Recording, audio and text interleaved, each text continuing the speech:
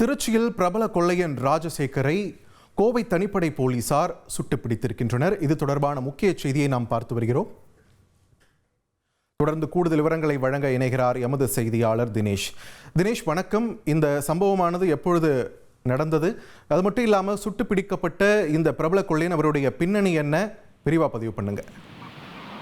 வணக்கம். அதாவது கோவை மாநகரம் பொத்தனூர் காவல் நிலைய எல்லைக்கு உட்பட்ட பகுதியில ஒரு வீட்டுல கொள்ளை சம்பவமானது நடைபெற்றுள்ளது. இது தொடர்பாக திண்டுக்கல் வடக்கு காவல் நிலை எல்லைக்கு உட்பட்ட பகுதியில் இருக்கக்கூடிய சரித்திர பதிவேடு குற்றவாளி இந்த சம்பவத்துல ஈடுபட்டது தெரிய வந்தது. இது தொடர்பாக கோவை மாநகர தனிப்படை போலீசார் தீவிர விசாரணை மேற்கொண்டதுல அந்த திண்டுக்கல் மாவட்டத்தைச் சேர்ந்த ராஜசேகர் என்பவர் இந்த சம்பவத்துல ஈடுபட்டிருக்காரு. இவர் பிரபல கொள்ளையன் கூட. இவரை காவல்துறையினர் தேடி வந்த நிலையில தற்போது அவர் திருச்சியில் பதிகிறதாக இன்றைய தினம் இந்த கோவை தனிப்படை போலீசாருக்கு தகவல் கிடைத்தது. இதையடுத்து அந்த கோவை போலீசார் அவரை பிடிக்க முற்பட்ட போது அவர் தப்ப முயன்றார். மேலும் காவல் தனிப்படை போலீசாரை தாக்க முற்பட்டனர். அப்போது போலீசார் அவரை சுட்டு பிடித்தனர். இதன் காரணமாக ராஜசேகருடைய விலா எலும்பிலும் தொடையிலும் துப்பாக்கியால் சுடப்பட்டது. மேலும் கொள்ளையன் தாக்கியதில் பார்த்தோம்னால் கோவை மாநகருடைய தனிப்படை உதவியாளர் பாஸ்கரன் மற்றும் காவலர் கண்ணன் ஆகியோருக்கும் காயம் ஏற்பட்டது.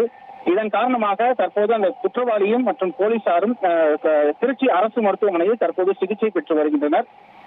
தனிப்படை போலீசார், அதாவது கோவை தனிப்படை போலீசார் ரவுடியை சுட்டு பிடித்த சம்பவமானது திருச்சியில் பரபரப்பை ஏற்படுத்தியுள்ளது.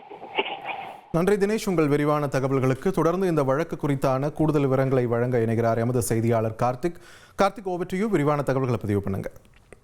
வணக்கம். கோவை மாவட்டத்தில் இருக்கக்கூடிய இந்த போத்தனூர் காவல் எல்லைக்கு உட்பட்ட பகுதியில ஞானப்பிரகாசம் என்பவருடைய வீட்டில் கடந்த 10ஆம் மாதம் 18ஆம் தேதி அவர் வீட்டிலிருந்து 45 சவரன் தங்க நகைகளை கொள்ளையடித்து தப்பிச்சு செல்றாங்க.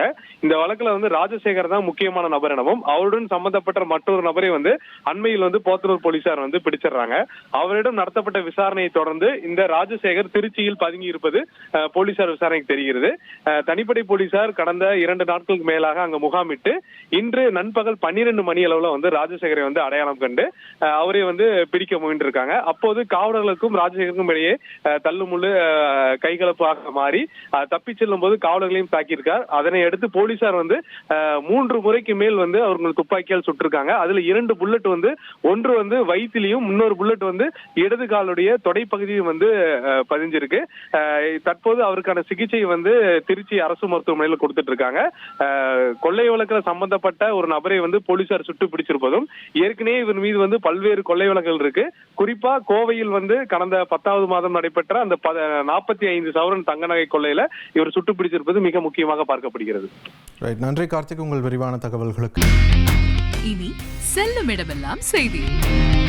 தந்தி டிவியின் வாட்ஸ்அப் சேனலை ஃபாலோ பண்ணினா செல்ல இருக்கும் இடமெல்லாம் செய்தி. இதோ QR கோட் இப்பவே ஸ்கேன் பண்ணுங்க, ஃபாலோ பண்ணுங்க.